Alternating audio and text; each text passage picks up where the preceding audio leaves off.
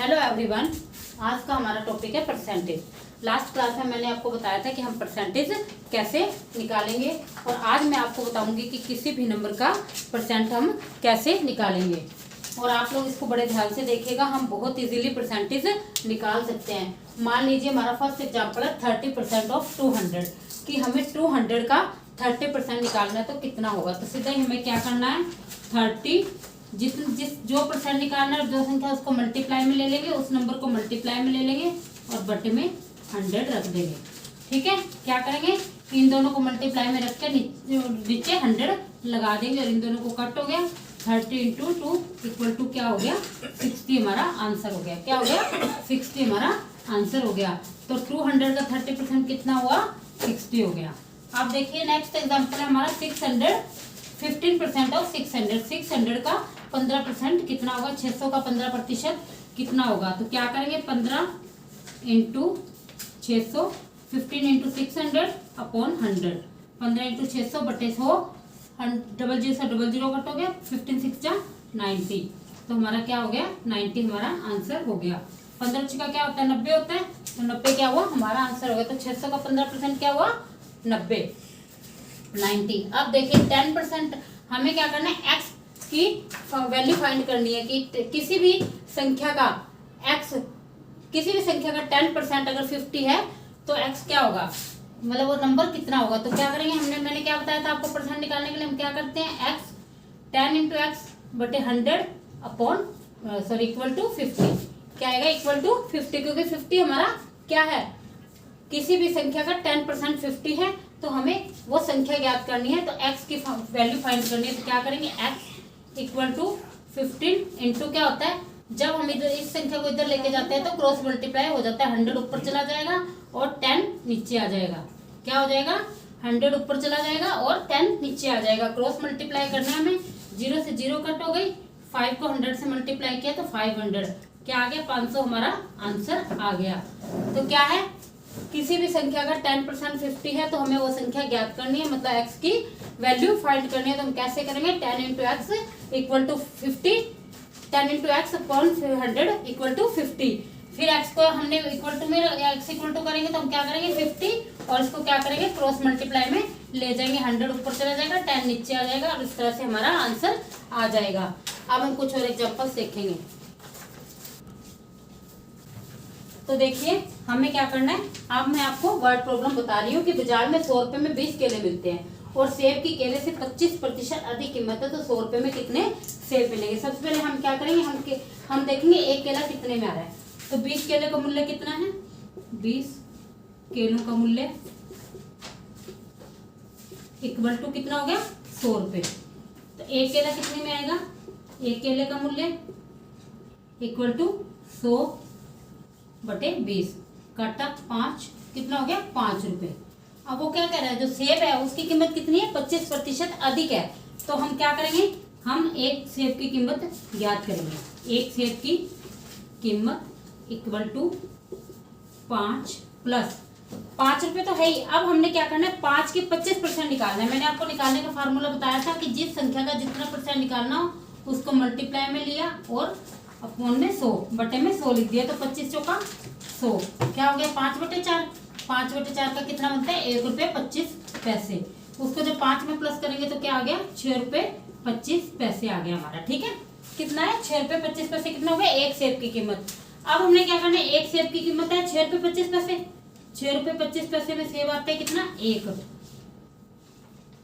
ठीक है, और 100 रुपये में आएंगे 1 बटे 625 गुना में 100 क्या हो गया, गुना में 100। अब हमने पॉइंट हटाया तो हमने ऊपर 2 जीरो लगा दी, क्योंकि जब हम डॉट हटाते हैं, पॉइंट हटाते हैं तो जितने यहाँ पे नंबर होते हैं, डिजिट होते हैं, उतनी ही जीरो ऊपर आ जाती है। 25 चौका 100, यहाँ 25 आ गया। 25 को 25 से मल्टीप्लाई करेंगे 625 और 25 को 100 में डिवाइड करेंगे 4 आ गया। फिर 25 को काटा 4 इक्वल टू कितना आ गया, 16 सेब हमारा आंसर आ गया। 100 रुपए में कितने सेब आएंगे, 16 सेब आएंगे। कैसे आया, हमने क्या किया, पहले एक केले का मूल्य निकाला। एक केले की कीमत कितनी आई थी, 5 रुपए। कैसे आई थी, 20 किलो का मूल्य 100 रुपए था। जब 20 में 100 रुपये में 20 को डिवाइड किया, 5 रुपये आया हमारा आंसर। तो एक सेब की कीमत क्या करनी थी, 5 रुपये में हमें उसकी जो 5 रुपये का 25% था वो निकाला, वो हमारा 1 रुपये 25 पैसे है, उसको इसमें ऐड किया तो 6 रुपये 25 पैसे हमारा आंसर आया। कितना आया, एक सेब की कीमत क्या आई हमारी 6 रुपये 25 पैसे। 6 रुपये 25 पैसे में सेब आ रहा है 1, तो 100 रुपये में कितने आएंगे, 100 बटे 6.25। जब पॉइंट को हटाया हमने तो हमने डबल जीरो लगा दी ऊपर। 25 को 25 से काटा 625 हो गया, 25 चौका 100, फिर 25 को इससे काटा 4, 4 चौके 16, 16 सेब हमारा आंसर आ गया।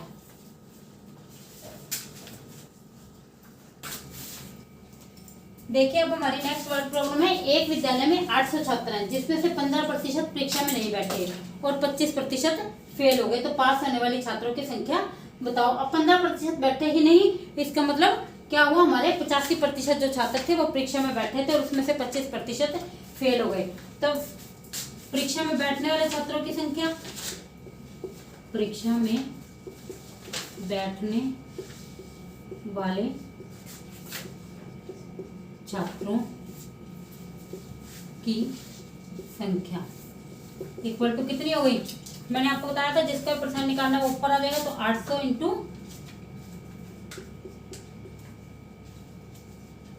15/100। डबल जीरो से डबल जीरो कट गई, 15 जा 15 8 कितना होते हैं 120। ठीक है, 120 छात्र क्या हुए परीक्षा में बैठे, उसमें से फिर क्या हुआ 120, सॉरी यहाँ 50 से आना था, 85% बैठे थे ना परीक्षा में। 85 को 8 से मल्टीप्लाई किया, 8 45, 4, 64 और 4 68, तो कितने छात्र परीक्षा में बैठे 680, और उसमें से भी क्या हुआ 25% फेल हो गए। तो फेल होने वाले छात्रों की संख्या कितनी हो गई, फेल होने वाले छात्रों की संख्या इक्वल टू 680 इंटू कितने हो गए 25 बटे में 100, 25 का 100, 4 एकम 4, 4 7 28 और 0, 170 छात्र फेल हो गए। तो पास होने वाले छात्रों की संख्या कितनी हुई, पास होने वाले छात्रों की संख्या इक्वल टू कितने थे 680। परीक्षा में कितने बैठे थे 680, फेल कितने हो गए 170, पास कितने हुए 510। पास होने वाले छात्रों की संख्या क्या हो गई 510। कैसे है देखो, परीक्षा में बैठने वाले छात्रों की संख्या 15% तो परीक्षा में बैठते नहीं थे, तो 100 में से 85 भी बच्चे 85% हमारे पास थे, तो हमने क्या किया 800 का 85% निकाला, 680 हमारे परीक्षा में बैठने वाले छात्र थे। फिर उनमें से फेल कितने हो गए, फेल हो गए हमारे 25%, तो हमने क्या किया 680 का फिर 25% निकाल लिया, वो आया हमारा 170। फिर हमने क्या किया, जो पास होने वाले छात्रों की संख्या ज्ञात करनी थी, हमारे बैठने वाले थे 680, उसमें से 170 हमने घटा दिया, हमारे 510 छात्र जो है वो पास हो गए। ये हमारा आंसर निकला। देखिए अब एक और वर्ड प्रॉब्लम देख लीजिए। एक नगर की जनसंख्या 2000 है, उसमें 45% पुरुष है, 35% स्त्रियां और शेष बच्चे हैं, तो हमें तीनों की अलग अलग संख्या बतानी है। तो टोटल कितने हमारे पास 2000, उसमें पुरुष है 45%, महिलाएं हैं 35% और बाकी जो बच गया वो बच्चे हैं। तो हमें सबसे पहले क्या करना है, पुरुषों की संख्या ज्ञात करनी है। क्या करनी है, पुरुषों की संख्या इक्वल टू कितनी है 45%, तो क्या करेंगे 2000 गुना 45/100, डबल जीरो से डबल जीरो कट गई, 900 आ गई। कितना आ गया 900, 45 गुना 90, 20 से मल्टीप्लाई करेंगे तो 900, 900 क्या हो गया हमारे पुरुषों की संख्या हो गई। अब हमें करनी है स्त्रियों की संख्या।